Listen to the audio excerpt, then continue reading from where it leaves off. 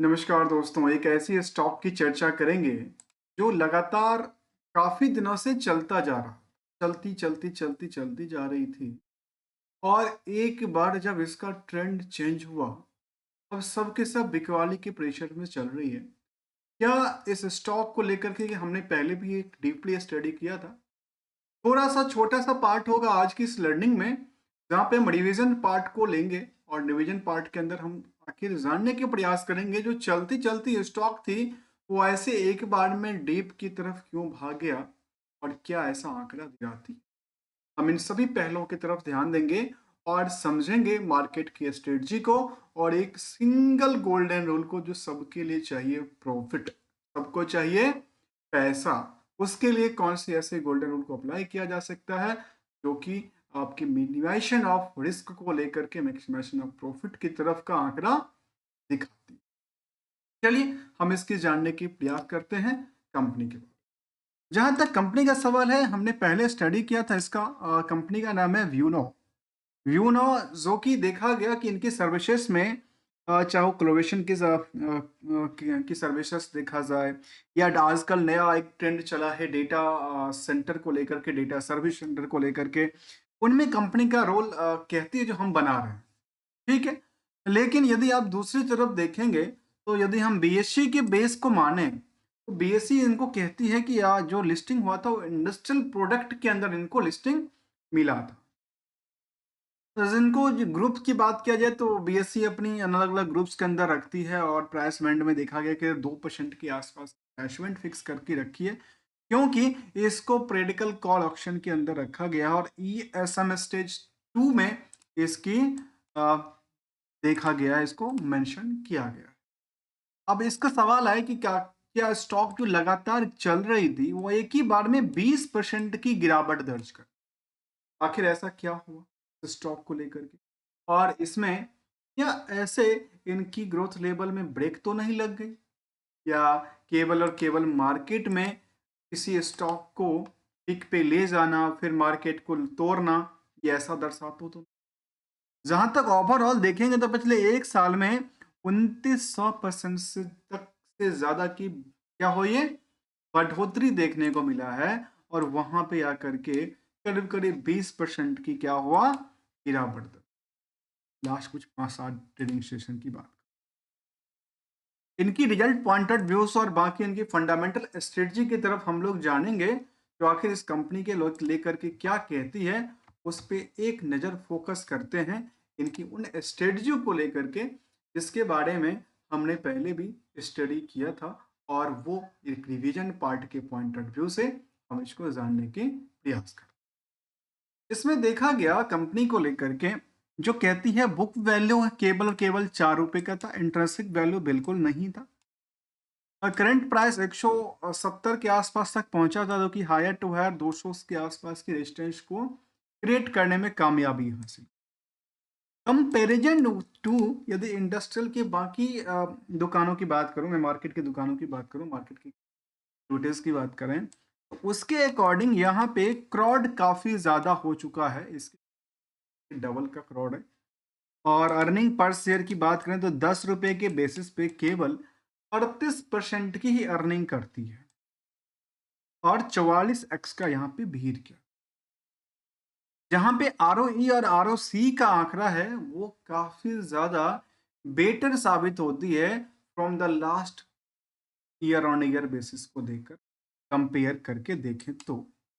इसके अलावा की चर्चा करेंगे जिसमें हमारे सामने ये दिख रहा है कि प्रमोटर्स की होल्डिंग तो काफी कम है, लेकिन जो कंपनी की मैनेजमेंट है वो कुछ ना कुछ देती रहती, जिसमें खास करके डिविडेंड की पार्ट। इसके अलावा की बात करें तो डेट टू इक्विटी रेशियो 0.51 कहती है, 54 कहती है। और करंट रेशियो जो नंबर है 1.24 का आंकड़ा दिलाती है। और मार्केट में काफी ज्यादा इनकी मार्केट कैप भी नहीं है, मार्केट काफी छोटा सा और नंबर ऑफ शेयर भी काफी। जो कंपनी फिलहाल डेटा सेंटर के तौर पे एक उभरती मिसाल बनती जा रही थी, तो यहाँ पे एकाएक में ऐसा क्या हो गया जो ब्रेक लगती हुई नजर आई है। तो चलिए इन सभी पहलुओं की तरफ हम लोग ध्यान देंगे और समझेंगे जो आखिर मार्केट में इनकी फंडामेंटल में जो कारोबार है, कारोबार से कितने पैसे क्या करते हैं, सेल करते हैं, रेवेन्यू जनरेट करते हैं, और उस रेवेन्यू के बेसिस पे जो नेट प्रॉफिट की पार्ट है, ऑपरेशनल प्रॉफिट की पार्ट है, उन सभी में क्या आंकड़ा दिलाती है, उन पे हम पूरा सा चर्चा करने की प्रयास करें। जहां तक देखा गया इन कंपनी की फंडामेंटल स्ट्रेटजी में, तो सितंबर की जून इसमें सितंबर का रिजल्ट इसमें अब अभी पेंडिंग है। जून तक का रिजल्टेड अपडेटेड था, और हमने शायद 2 या ढाई महीना पहले इस पर स्टडी किया था, शायद उससे भी ज़्यादा हो सकता है। तो मैंने शायद मार्च तक ही अपडेटेड किया, स्टडी किया था। यहाँ पे देखा गया कि जून में उनकी सेल्स में बहुत ज़्यादा ग्रोथ नहीं हुआ। यदि हम इसकी स्टैंडअलोन डेटा को देखें या क्वार्टरली डेटा, तो केवल केवल खुद का ही डेटा शामिल है, कंपनी कोई होल्डिंग कंपनी नहीं है। 13 करोड़ की टर्नओवर थी, 13 करोड़ में इनके पास ऑपरेशनल प्रॉफिट जो है वो एक बढ़ती हुई नजर आई थी, जो कि 41% तक की बात की। अदर सोर्स ऑफ इनकम नहीं था, इंटरेस्ट की ज़्यादा बर्डन नहीं थी, और इसकी वजह से मार्केट में 13 करोड़ की टर्नओवर में करीब करीब 3 करोड़ से ज़्यादा प्रॉफिट बुकिंग करती है।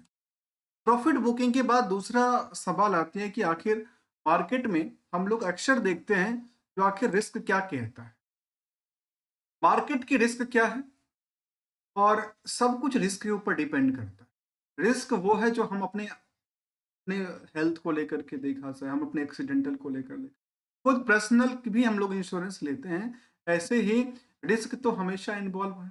रिस्क जब इन्वॉल्व है तो मार्केट में कोई इंश्योरेंस तो उसके लिए हमें risk to reconciliation, risk to reward और रिस्क टू रिटर्न की चर्चा करने का मौका मिल जाता है, और हम समझने की कोशिश करते हैं जो आखिर रिस्क टू रिकंसिलिएशन क्या कहती है। तो रिस्क टू रिकंसिलिएशन में हम लोग देख पा रहे हैं जिनका ये 14 करोड़ की टर्नओवर में करीब 4 करोड़ की टर्नओवर प्रॉफिट बुक करती है ईयरली बेसिस, और लास्ट 12 महीने के डेटा में हमारे सामने ये दिखता है, यहाँ पे ये ग्रोथ लेवल के साथ 8 करोड़ तक की प्रॉफिट इन्होंने लास्ट 12 महीने में बुकिंग किया हुआ है।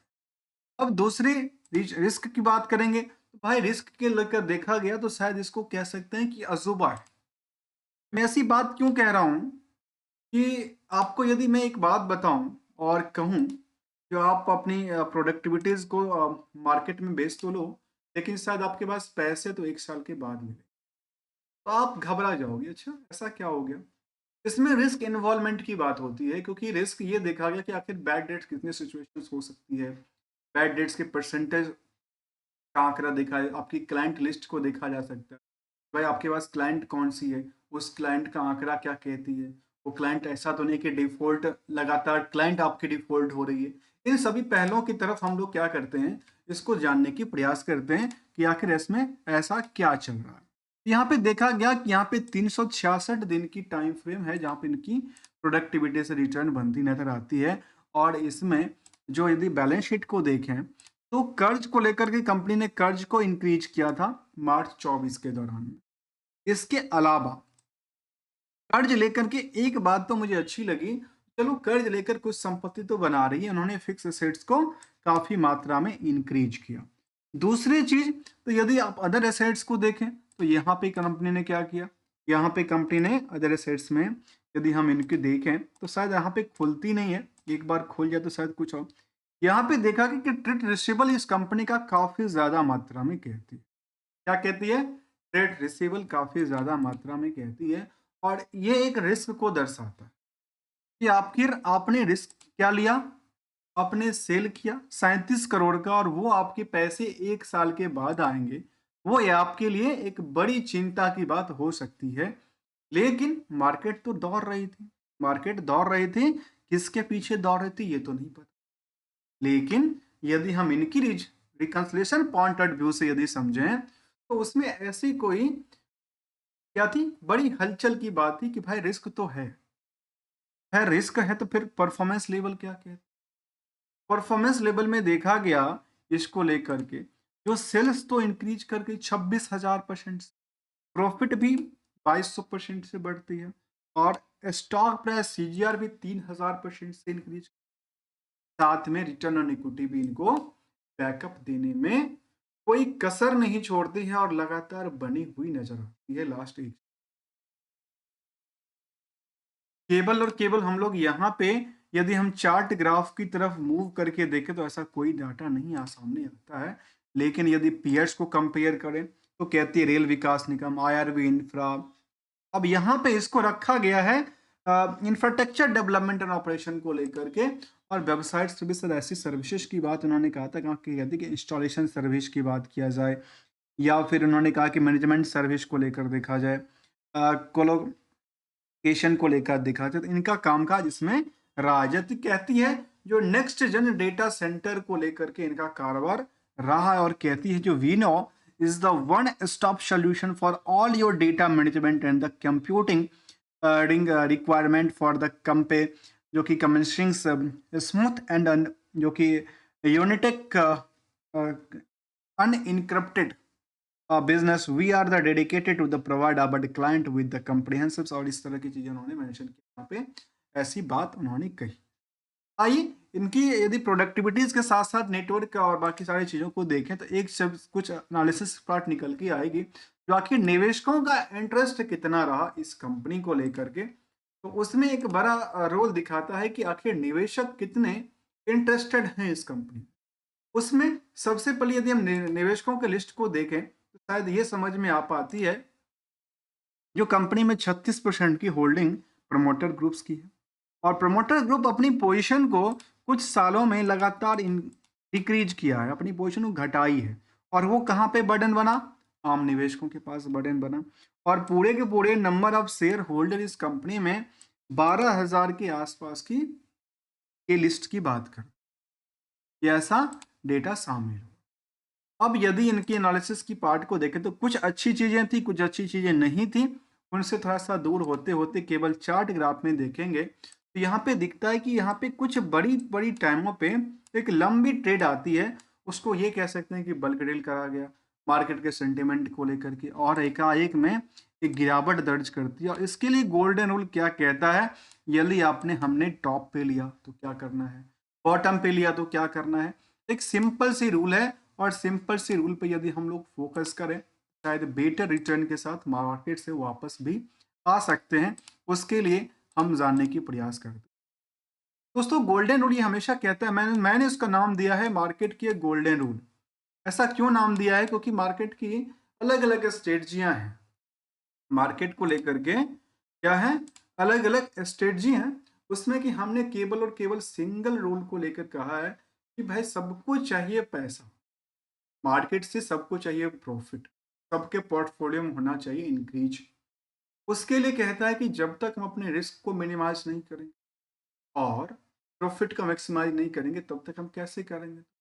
ये सिंपल कहता है। मैं ये नहीं कहता हूं कि आपने कब लिया, किस टाइम पे लिया, किस पोजीशन पे लिया, लेकिन जिस भी टाइम फ्रेम में लिया उसको हम लोग न्यूट्रल मानते हैं।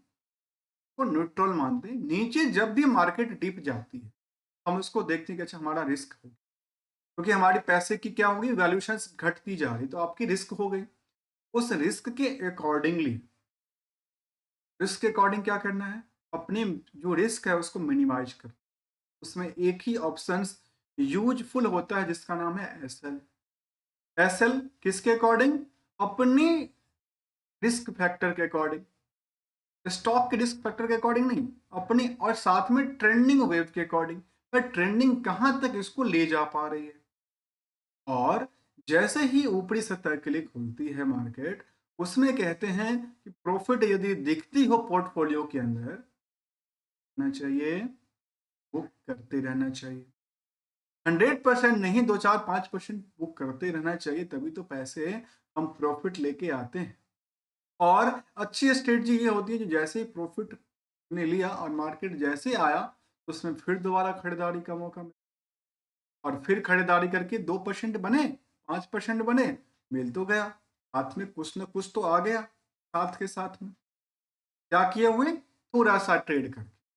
ये हम आपको ट्रेडिंग नहीं सिखाते हैं, केवल और केवल एक पॉइंट ऑफ व्यू से यदि पैसे अर्न करने हैं तो यहाँ से इस स्ट्रेटजी से ओनली सिंगल गोल्डन रूल से हम प्रॉफिट को जनरेट कर सकते हैं। उसके लिए खुद की एक प्लानिंग होगी, खुद की एक प्रिंसिपल्स होगी, जो हम कितनी परसेंट रिस्क के साथ कितनी परसेंट रिटर्न की एक्सपेक्टेशन करते हैं, और इन सब के पीछे यदि हमने ध्यान दिया शायद बेटर रिजल्ट के साथ बेटर रिटर्न भी लेके आ सकते। मिलेंगे कुछ नई स्टडी के साथ, न्यू कंपनी के साथ, तब तक के लिए enjoy and thank you so much for joining here दोस्तों।